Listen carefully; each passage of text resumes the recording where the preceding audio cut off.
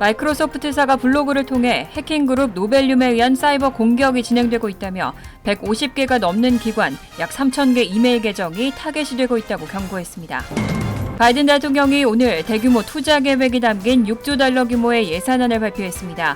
2차 세계대전 이후 최대 규모입니다. 알레한드로 마요르카스 국토안보 장관이 국제여행을 위한 백신 여건에 대해 면밀히 검토 중이라고 밝혔습니다. 캘리포니아 주정부가 코로나19 백신 주사를 맞는 사람들을 대상으로 총 1억 1,650만 달러의 거액을 상금으로 주겠다고 발표했습니다. 여행 수요가 급증하면서 메모리얼 데이 기간 동안의 여행 비용도 지난해보다 크게 급등했습니다. 이상은 이 시각 주요 뉴스입니다. 시청자 여러분 안녕하십니까? KBN 뉴스입니다.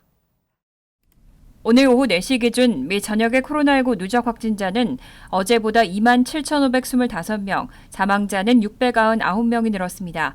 뉴욕의 확진자는 1,148명, 사망자는 21명이 늘었고 뉴저지의 확진자는 394명, 사망자는 14명이 늘었습니다. 커네티컷의 확진자는 204명, 사망자는 8명 증가했습니다. 첫 번째 소식입니다. 지난해 12월 정보 테크 기업 솔라윈즈를 사이버 공격해 연방기관과 수백 민간 기업들에게 피해를 줬던 해킹그룹 노벨륨이 또다시 사이버 공격을 진행하고 있는 것으로 나타났습니다. 마이크로소프트사는 150개가 넘는 기관들의 약 3,000개 이메일 계정이 타겟이 되고 있다고 밝혔습니다. 마이크로소프트는 블로그에서 이번 주에 노벨륨에 의한 사이버 공격이 진행되고 있는 것을 알게 됐다며 러시아에서 출발한 해킹 조직 노벨륨이 2020년 12월에 솔라윈즈를 공격한 조직이라고 덧붙였습니다. 로이터 통신은 마이크로소프트의 경고가 지난 7일 랜섬웨어의 미 최대 연료관 네트워크인 북동부 콜로니얼 파이프라인 공격으로 수일간 연료 공급이 중단된 지 얼마 안 되는 시점에 나왔다고 상기시켰습니다. 마이크로소프트는 이번 공격은 150개가 넘는 기관들의 약 3,000개 이메일 계정을 타깃으로 한다면서 미국 내 기관이 가장 많지만 타깃이 최소한 24개 나라에 걸쳐 있다고 말했습니다. 노벨륨은 연방국제개발처가 사용하는 이메일 마케팅 계정을 뚫은 뒤 거기서 다른 기관들에 대한 피싱 공격을 하고 있다고 주장했습니다. 지난해 12월 공격자의 정체가 드러난 솔라윈즈 해킹은 이 회사 제품을 사용한 수천 기업과 정부기관에 사이버 접근을 가능하게 했습니다. 당시 마이크로소프트의 브래드 스미스 사장은 이 공격을 세계가 목격한 최대 규모이자 최고로 정교한 공격이라고 평가했습니다. 러시아의 정보총책은 솔라윈즈 공격의 배후설을 부인했습니다. 미국과 영국 정보기관들은 러시아 KGB 후신의 해외 스파이 총본부인 해외정보원이 솔라윈즈 해킹 배후라고 지목했습니다. 솔라윈즈 해킹으로 미 연방기관 9곳과 수백 민간기업의 디지털 네트워크가 침범되고 훼손된 바 있습니다. 바이든 대통령이 오늘 대규모 투자 계획이 담긴 6조 달러 규모의 예산안을 발표했습니다. 이번 예산안은 2차 세계대전 이후 최고 수준의 연방 지출을 담고 있습니다. 바이든 대통령은 오늘 교육, 교통, 기후변화 대응 등에 대한 대규모 신규 투자를 포함하는 6조 달러 규모 2022 회계연도 예산안을 공개했습니다. 제2차 세계대전 이후 최고 수준의 연방 지출입니다. 예산안에는 바이든 대통령이 취임 후 4개월에 걸쳐 제안한 많은 부양책이 포함됐습니다. 2조 2,500억 달러 규모 인프라 법안, 1조 8천억 달러 규모 미국 가족계획 등 앞으로 몇 년에 걸친 투자 계획입니다. 예산안에 따르면 비국방 재량 지출이 16% 늘어나고 보건복지부와 교육부 예산은 각각 23%, 41% 증가합니다. 바이든 대통령은 이번 예산안으로 중산층의 생활 수준을 높이고 미국 산업의 글로벌 경쟁력을 끌어올리겠다는 목표입니다. 바이든 대통령은 이를 위한 자금 조달을 위해 기업과 고소득자 세금 인상안을 구상하고 있습니다. 이런 증세 제한과 맞물려 세금은 10년 동안 3조 달러 이상 증가하지만 조 단위의 대규모 연간 재정 적자는 피할 수 없을 것으로 전망됩니다. 예산안은 의회가 승인해야 확정되지만 민주당이 상하원을 장악한 상황에서 바이든 대통령은 최근 어떤 전 대통령보다도 의회 문턱을 넘기 좋은 조건에 있다는 분석입니다. 바이든 대통령의 인프라 투자 법안에 반대해온 공화당이 9,280억 달러 규모의 역제안을 내놨습니다. 하지만 바이든 대통령의 인프라 투자 법안과 비교하면 절반 가까이 규모가 축소됐고 재원은 증세 대신 사용되지 않고 있는 코로나19 지원금을 사용하겠다는 방침입니다. 바이든 대통령의 인프라 투자 법안에 반대해온 공화당 상원 의원들은 어제 9,280억 달러 규모의 인프라 투자 제안을 내놨습니다. 공화당이 내놓은 제안에는 도로와 교량에 910억 달러, 수자원에 480억 달러, 공항에 250억 달러, 철도에 220억 달러 등을 투자하는 내용이 포함됐습니다. 또 이 인프라 투자의 재원은 사용되지 않고 있는 코로나19 지원금으로 알려졌습니다. 웨스트버지니아의 셸리 무어 캐피토 상원 의원은 이것은 초당적인 합의에 도달하기 위한 진지한 노력이라고 말했습니다. 하지만 공화당이 제안한 금액은 바이든 대통령이 2조 2,500억 달러로 제시했다가 최근 1조 7천억 달러로 줄인 인프라 투자 법안 규모와 여전히 차이가 큽니다. 또 바이든 대통령은 법인세율 인상으로 인프라 투자 자금을 마련하겠다고 밝혔지만 공화당은 반대하고 있습니다. 법인세율 인상 대신 사용되지 않고 있는 코로나19 원조금을 재원으로 한다는 구상입니다. 알레한드로 마요르카스 국토안보부 장관이 국제 여행을 위한 백신 여권에 대해 면밀히 검토 중이라고 밝혔습니다. 알레한드로 마요르카스 장관은 오늘 ABC 방송에 출연해 미국으로 오가는 항공편을 위해 어떤 문서를 만들지에 관한 질문을 받고 우리는 이를 매우 면밀히 들여다보고 있다며 전염병 대유행 내내 우리를 이끈 원칙 중 하나는 다양성과 형평성, 포용성의 가치라고 말했습니다. 이어 우리가 백신 접종에 관해 제공하는 어떤 여건도 모두에게 접근 가능해야 하고 누구도 권리를 박탈당해서는 안 된다며 검토 사실을 재차 언급한 뒤 근본적인 부분이 있는데 이는 모든 사람이 백신을 접종해야 한다는 것이라고 밝혔습니다. 현재 국제사회에선 코로나19 백신 접종을 마친 사람들에게 백신 여권을 발급해 여행 편의를 높이고 공중보건도 동시에 달성하는 방안이 논의되고 있습니다. 하지만 미국은 백신 접종 상태를 확인하는 어떤 형태의 연방 문서를 만드는 것에 대해 부정적인 입장을 취해왔습니다. 백신 여권을 두고선 격리와 검사 요건을 없애거나 완화해 정상 상태로 빨리 돌아갈 수 있다는 찬성론과 사생활을 침해한다는 반대론이 혼재한 상태입니다. 캘리포니아주 정부가 코로나19 백신 주사를 맞는 사람들을 대상으로 총 1억 1,650만 달러의 거액을 상금으로 주겠다고 발표했습니다. 적지 않은 주정부들이 거액을 걸고 백신 접종을 독려하고 있습니다. 캘리포니아 주정부가 코로나19 백신 주사를 맞는 사람들에게 총 1억 1,650만 달러의 거액을 현상금으로 걸고 더 많은 사람들에게 백신 접종을 독려하기로 했습니다. 캘리포니아주는 다음 달 완전 개방을 앞두고 최소 수백만 명의 주민들에게 백신 접종을 더 권유하기 위해 이번 정책을 내놨습니다.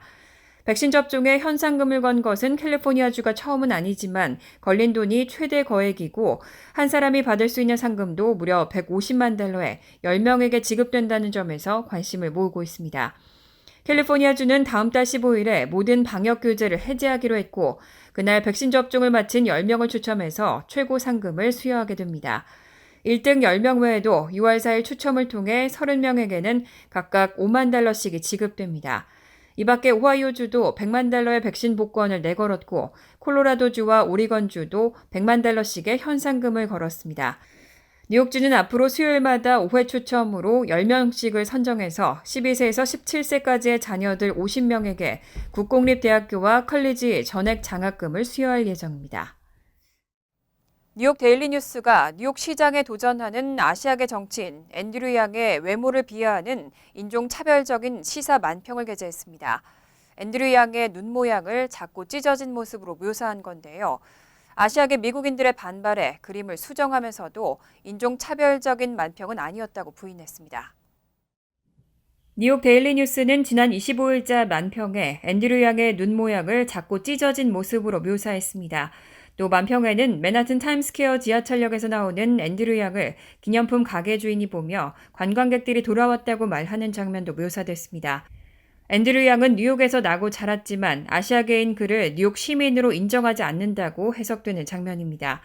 이에 아시아계 미국인들이 인종차별이라며 반발하자 데일리뉴스 측은 만평을 수정해 그의 눈을 조금 더 크게 수정하면서도 만평이 인종차별적이라고 인정하진 않았습니다. 조시 그린먼 데일리뉴스 에디터는 작고 찢어진 모양으로 그렸던 만평에 대해 인종차별적 캐리커처가 아니라고 주장했습니다.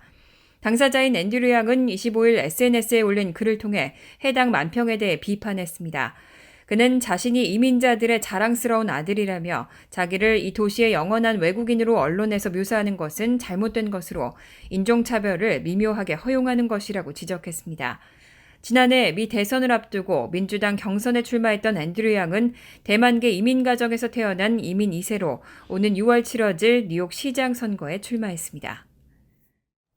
뉴욕시가 증오범죄에 대응하기 위해 힘쓰고 있는 커뮤니티 단체들 돕기 위해 $300만 투입합니다. 어제 빌 드블라지오 뉴욕시장은 증오범죄 퇴치를 위해 $300만 투입해 증오방지 파트너스 포워드 이니셔티브를 출범한다고 밝혔습니다. 뉴욕시 증오범죄 방지국을 통해 실시하는 이번 이니셔티브는 증오범죄 방지를 위해 힘쓰는 6개 앵커 커뮤니티 단체에 지원금을 제공하고 증오범죄 방지, 신고 및 피해자들을 위한 서비스를 제공할 수 있는 방안을 마련하는 내용이 담겼습니다. 드블라지오 시장은 이날 브리핑에서 편견에 의한 행동을 신고할 수 있도록 장려할 필요가 있다며 그래야 그런 행동들에 대해 후속 조치를 취하고 더 이상 일어나지 않도록 멈출 수 있다고 밝혔습니다.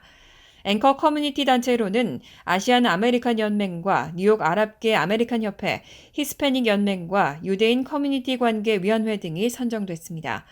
이 단체들은 증오범죄 방지국이 제공하는 증오범죄 방지 혁신 지원금 수혜단체 선정에도 심사위원으로 활동할 예정입니다.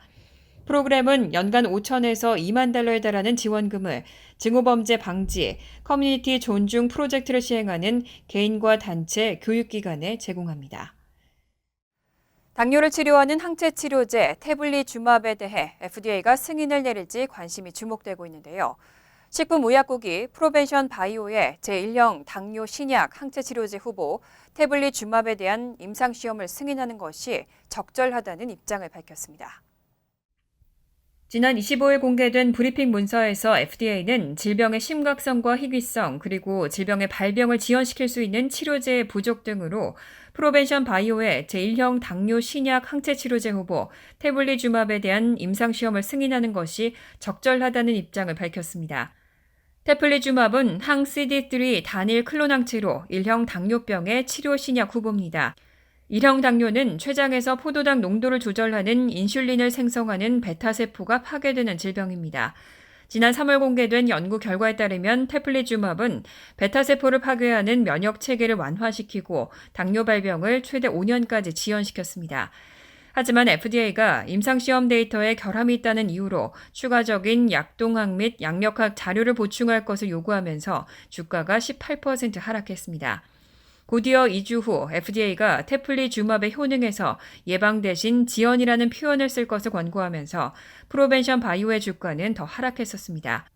하지만 최근 FDA가 다시 테블리주맙을 승인할 가능성이 커지면서 지난 25일 프로벤션 바이오 주가는 27% 상승한 $20.12를 기록했습니다. FDA는 오는 7월 2일까지 최종 결정을 내릴 예정입니다. 백신 접종이 늘고 확진자가 감소하면서 여행 수요가 급증하고 있습니다. 메모리얼데이 기간 동안의 여행 비용도 지난해보다 크게 급등했습니다. 메모리얼데이 연휴를 앞두고 항공료와 휘발유, 렌터카, 호텔 등의 가격이 크게 오른 것으로 드러났습니다. 각종 데이터에 따르면 항공료는 지난해 같은 기간과 비교해 평균 14%, 중간 수준 호텔 요금은 29에서 34% 수준으로 올랐습니다. 에어비앤비의 경우도 5월 평균 요금이 지난해 같은 기간에 비해 35% 상승했습니다. 또 렌터카는 지난해 같은 기간과 비교해 2배까지 비용이 올랐고 휘발유 가격도 2014년 이래 최고 수준으로 지난해 메모리얼데이보다 갤런당 평균 $1.12 더 비싼 수준입니다. 하지만 관련 업계 전문가들은 이런 가격 상승이 메모리얼데이 여행 수요를 꺾지는 못할 것이라고 예측했습니다. 최근 백신 접종자에 대한 마스크 착용 의무가 해제되는 등 코로나19 팬데믹 이후 근 1년 만에 처음으로 여행을 할 수 있게 돼 억눌린 수요가 분출될 것이라는 전망입니다. 전미 자동차협회 측은 휘발유 가격 등 비용 인상이 메모리얼데이와 여름 휴가에 부정적인 영향을 미칠 것으로 보지 않는다고 예상했습니다. 실제로 올해 들어 항공 수요는 꾸준하게 증가하고 있습니다. 어도비 디지털 인사이트 측은 여행을 계획하는 소비자는 티켓 구입을 서두르는 게 좋다면서 항공권 가격은 당분간 계속 상승할 것이라고 예상했습니다. 간추린 소식입니다. 뉴욕주 노동국은 어제 코로나19 백신 접종으로 인해 부작용이 생길 경우 회복 기간 동안은 유급병가를 적용하도록 하는 새로운 지침을 발표하고 곧바로 시행에 들어갔습니다. 앤드류 쿠오모 뉴욕 주지사는 보건정책연구기관인 카이저 패밀리 재단이 백신 접종을 받지 않은 사람들을 대상으로 한 설문조사에서 48%가 백신 부작용으로 인해 몸이 아프면 출근을 할 수 없다는 이유로 접종을 꺼리고 있다는 결과를 인용해 이런 조치를 내렸습니다. 쿠오모 주지사는 누군가는 코로나19 백신 접종으로 인해 부작용이 생길 수 있다며 이로 인한 피해를 최소화하기 위해 회복 기간에도 회사에서는 급여를 지급해야 한다고 말했습니다. 빌 드블라지오 뉴욕시장은 어제 가정방문 코로나19 백신 접종 대상자를 75세 이상 노인과 장애인으로 확대했다고 밝혔습니다. 뉴욕시는 이전까지 부상을 당했거나 발달장애 등의 사유로 접종센터까지 이동이 어려운 경우에만 가정방문 코로나19 백신 접종 서비스를 제공해왔습니다. 뉴욕시에서는 지난 27일까지 총 9천 건 이상의 가정방문 백신 접종이 이뤄졌습니다. 가정방문 코로나19 백신 접종 신청은 전화 877-VAX4NYC 혹은 뉴욕시 보건국 웹사이트에서 할 수 있습니다. 주 뉴욕 총영사관은 지난 26일 보도자료를 통해 관할 지역의 코로나19 상황이 안정돼감에 따라 코로나19 이전과 동일하게 업무 시간을 조정한다고 발표했습니다. 이에 따라 오는 6월 1일부터 주 뉴욕 총영사관 근무 시간은 오전 9시부터 오후 5시까지로 조정되고 민원실의 경우 오전 9시부터 오후 4시 30분까지로 이전보다 30분 더 운영합니다. 총영사관 측은 민원인과 직원들의 보건 안전 확보를 위해서 민원실 사전 예약제는 당분간 유지할 예정이라고 밝혔습니다. 연방 공휴일 메모리얼 데이인 31일 뉴욕 뉴저지주의 연방, 주, 시정부 사무실과 법원 등 모든 관공서가 휴무에 들어갑니다. 또 우체국이 일제히 문을 닫고 우편 배달 서비스도 제공되지 않습니다. 주택가 일반 쓰레기와 분리수거 쓰레기 수거도 없고 요일별 교대 주차 규정도 적용되지 않습니다. 뉴욕 증권거래소도 문을 닫고 한인은행을 포함한 모든 은행들이 영업하지 않습니다. 뉴욕 메트로폴리탄 교통공사 전철과 버스, 롱아일랜드 레일로드, 페리 등 대중교통수단 모두 평일이 아닌 주말 스케줄로 운행됩니다. 환율과 증권 소식입니다.